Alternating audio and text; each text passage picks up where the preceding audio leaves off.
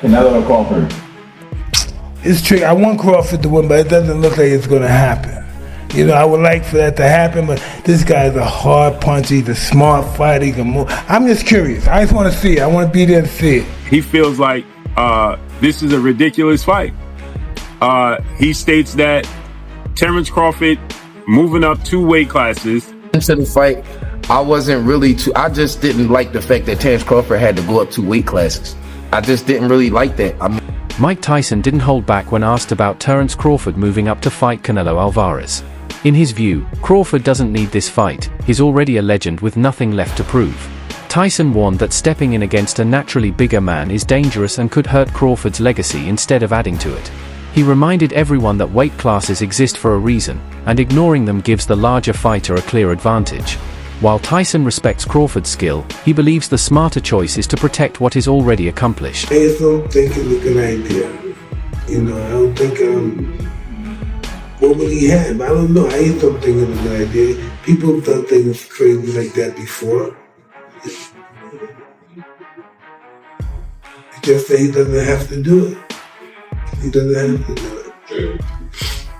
You posted the other day, there's a picture of you in a Rolls Royce, and you said, the quote is, "I can't remember how many of these I gave away." Canelo Crawford.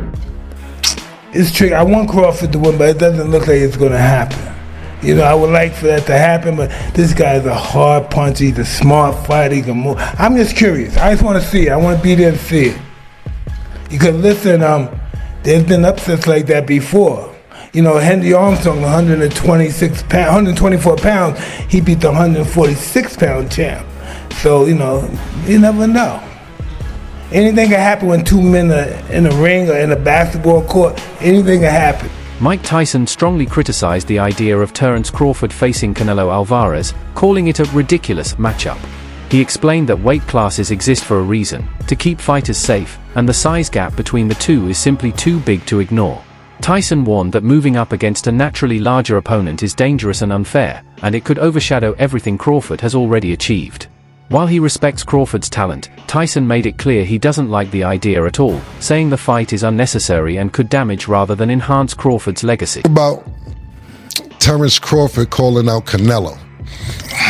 You know, I don't like that fight. Why not? I don't like that fight. It's just too much weight. You know, and he had a close fight with the last guy he fought, Terence, because this guy was big and he was awkward. He was really awkward. He shouldn't have fought that guy. Right. He should have fought a guy that was just come straight at him. The guy was too awkward. He's herky-jerky. Yeah. One of them. Yeah. See, it's by way of knockout. And Mike Tyson, he feels like this is a ridiculous fight. He states that Terence Crawford moving up 2 weight classes is a ridiculous fight, and that he's just simply too small, and he's gonna lose, and lose bad. He feels like he didn't want to say it, but he hinted around he's gonna get knocked out, right? He thinks that, you know, Terence Crawford has skills, he's talented, but he just feels like there's weight class for a reason. Like many people in the sport of boxing, they feel like it's weight classes for a reason. And so, you know, he's not the first person to feel this way. But my thoughts is this. Should Terence Crawford be victorious, as I expect him to, the hype train for Terence Crawford's legacy only gets bigger. Because there's so many people that are doubting Terence Crawford's ability to beat Canelo Alvarez because of the size, right? They feel like this is David and Goliath. And that story, that mythical story, is so big and so legendary is because of the size difference. You had the small little guy, you know, slaying the giant, right? It's just not supposed to happen. And so this just bolsters the myth of Terence Crawford. Dawood Bey, a respected voice in boxing, recently shared his thoughts on how Terence Crawford and Canelo Alvarez prepare for big fights. He pointed out that Canelo has always built his camps around strong sparring partners who copy the style of his upcoming opponents. These sessions are intense, varied, and designed to cover every possible situation in the ring. Crawford, meanwhile, is known for his adaptability and sharp technical skills. But Bey questioned whether his sparring can truly prepare him for the challenge of moving up 2 weight divisions to fight a naturally bigger champion like Canelo. Bey made it clear that he doesn't like the idea of Crawford taking this fight. In his view, Crawford has already proven himself as one of the greatest fighters of this generation. He's undefeated, a multi-division world champion, and highly respected for his dominance. Bey believes the size difference makes this matchup an unnecessary gamble that could risk Crawford's legacy. He stressed that fans already admire Crawford for what he's achieved. He doesn't need this fight to prove his greatness. Canelo got a world champion right now in his camp with him, with Boots. Well, Boots vacated. Shakur, though. Yeah, well, I don't know how much Shakur adds to this. He's a southpaw, and he's a smaller guy. I think that's just sharp brain. That's like if Boots was boxing Celine. Like, you know what I'm saying? Like, okay, I'm boxing him. My young boy nice, but he don't pertain to the fight necessarily. But everybody don't train like that anyway. Everybody don't look for to have all of these sparring partners be like identical or in the same realm of the person they fighting. Some people, they spar like for sharp minds, so they'll just try to have the best people they can have. So you never know what Bomac and them strategy is right there. As far as stylistically, who do you feel like has the advantage heading into that? Well, I'm just looking at the sparring partners. From the sparring partners? Yeah. I think Boots not the same as Terence Crawford, right? But I think he has athleticism and he's a switcher and he'll kind of go off for the playbook to do his thing. I think mind state wise, I think Boots is a big help. The guys that Crawford got in there, because Mr. Martinez cracking. No, he punching. That's what I'm saying. It's like, I feel like, bro, I don't know who got the best of that. You ever seen Darrell Valsing? I have. You know, I'm a Haitian boy, so you know what I'm saying? But it's just hard. It's hard to, man, I just think the sparring for this fight is elite on both sides. I think that they both taking each other seriously. You can tell that by the sparring partners that they brought in. And I'm just kind of anxious to see the fight. Like going into the fight, I just didn't like the fact that Terence Crawford had to go up 2 weight classes.